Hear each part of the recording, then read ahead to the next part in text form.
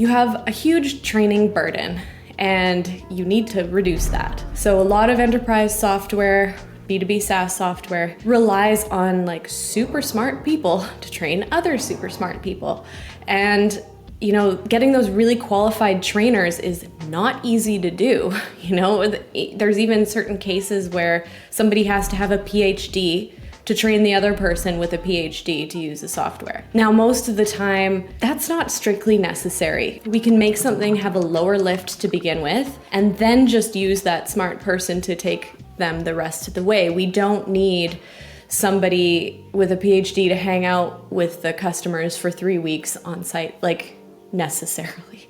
So the training burden also kind of translates to this dynamic that we have where you can't grow, you can't really scale because it takes a long time to be onboarding these new people.